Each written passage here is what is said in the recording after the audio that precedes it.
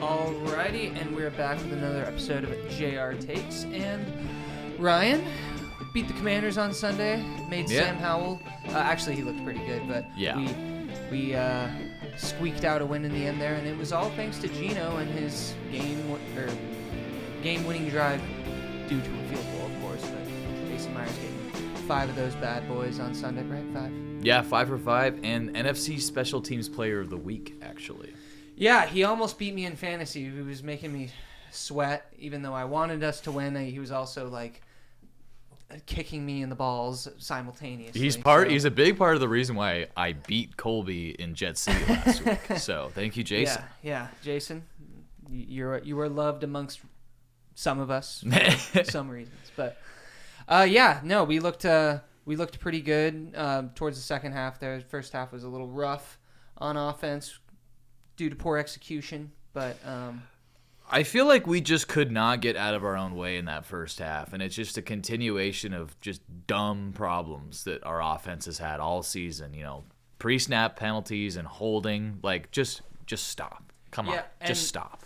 We'll kind of segue into this a little later. Mm-hmm. Want to talk about the game first, but one thing I noticed throughout the game is like, we're not running the ball enough. And we keep talking about that. We can keep complaining about it. And I was noticing on the Monday night game that the Broncos are relying very heavily on the run game. And we'll get to that eventually. But, it's just something that I want to see more. Is kind of, weirdly enough, saying this now feels bizarre, but follow a game plan kind of more like the Broncos are doing, because I feel like that's what we're good at as well. Who would have been saying that like 4 or 5 weeks ago? I know. After they got beat by like the Dolphins, like 70-20 to right now. That was the biggest ass whooping I've ever seen. Yeah. But anywho, back to our game. It started off like the first half. You know, we're having just all sorts of, as I was just saying, just dumb mistakes on offense and shooting ourselves in the foot. Geno was not accurate in the first half. Receivers are, for some reason, it's absolutely mystifying that we keep doing this, and it's different receivers that are doing it too, but guys are just stopping mid-route. JSN's done it once. DK has done it once. Both those times either resulted in an interception or almost resulted in an interception. And Noah Fant did it again against the Commanders, and you look at that play and you're like, how is Geno that inaccurate? That Pete Carroll came out and said that was not what was happening there. You just have guys that are trying to improvise their routes right at the top of their route when they're not supposed to be, and just making, like poor choices that are affecting Geno's play. But Geno had to win that game for us kind of twice. He goes down there and hits Tyler Lockett on a beautiful sprint out to the right, just throwing it where only Tyler and his tiny little baby hands can catch it, and he just vintage Tyler Lockett, man. That guy is such a weapon in the red zone still, even at age 31, 32, whatever it is that he's at right now. And then the defense, they played a pretty solid first half, I thought. Sam Howell made some excellent throws and escapes. And, we've spoke highly about Sam on this podcast for going on 2 years now. I think we're the OG, in Sam we trust. We have been Sam-pilled since day one, to be sure. And he was really the main thing on the Commanders that kept them in this game, I think, because the Commanders' defense, it's nothing special. It's probably one of the weaker units in the league, and he had to put up, him being Sam, he had to put up 30 points to win this game against us on the road. That's a tough ask. It made me realize that they have a lot of good skill players on their team. Like Antonio Gibson even kind of had a really good game, and he's not really you say that name and you look at the production and he's kind of a mid-tier back, kind of the middle of the pack, but him and Brian Robinson, along with those receivers, I'm kind of not surprised they put up 26 and made it down to the last second, field goal. Yeah, I think that's a very underrated running back duo, Robinson and Gibson there. Mm-hmm. Both guys have produced very well at the NFL, and you think of just that first drive where Sam, it looks like Jamal Adams is going to have him dead to rights, which, by the way, Jamal, what is going on, man? Wrap up, dude. This is pissing me off how many tackles he missed in that game. And he's a great player, and he had a huge play for us to beat the Browns. I'm not I'm not suddenly a anti-Jamal guy, but you gotta just wrap up, dude. Like, you don't need to take their heads off. I know. Sometimes I think he's maybe a little bit too explosive. I think a lot of people have maybe wondered that or come to that conclusion, I guess, that he maybe is a little too explosive for his own good. Yeah.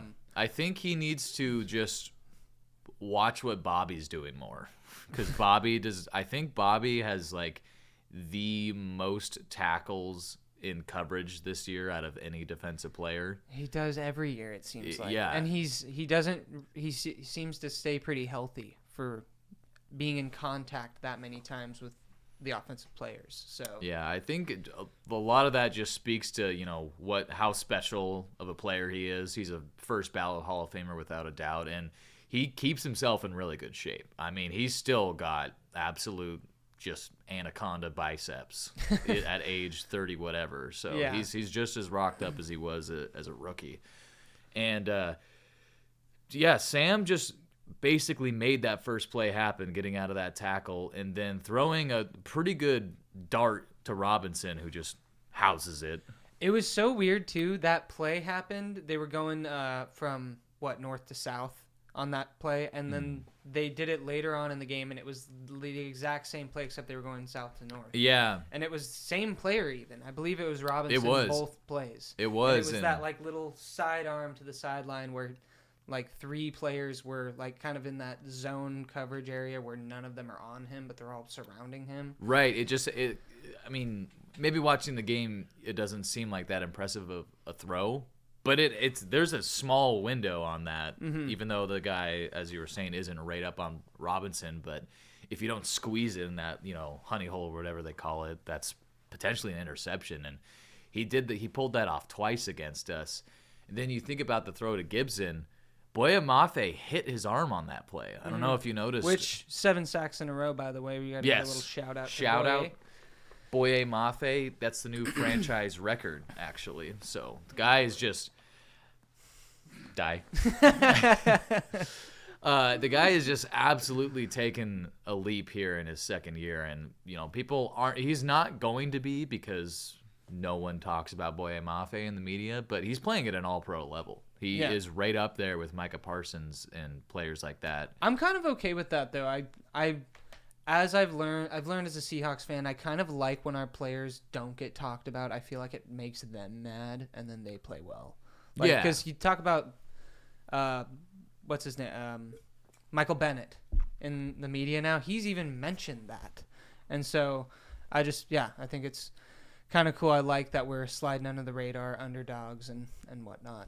I always prefer to be in that situation as opposed to being the favorite, just because with 13 years now of watching Pete Carroll coach teams, we seem to perform better.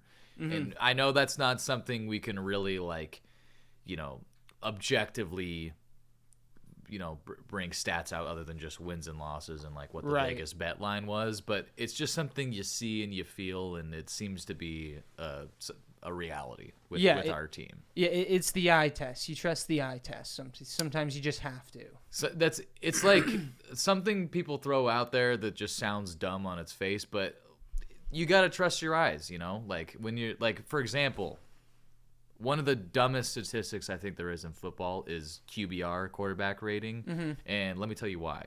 In 2018, you know who number 1 in QBR was? Was it like Mitch Trubisky? It was Mitch Trubisky. So didn't there he make you go. The Pro Bowl? I think so. Yeah. Trust your eyes, people. Yeah, that's all I gotta say. But yeah, and one last point about Sammy Howell. The last touchdown he threw to, I don't even know the guy's name. He was like Curtis Samuel. I don't think it was. It was like their 4th or 5th option in the receiver room, because it wasn't Dotson, it wasn't McLaurin. We really held their top guys in check. Yeah, Dotson didn't have a catch. Yeah, Witherspoon played another great game, forced a fumble. But that throw Sam made, like, just about 2 or 3 inches over Witherspoon's fingertips between like 4 Seahawks. That was a really impressive play.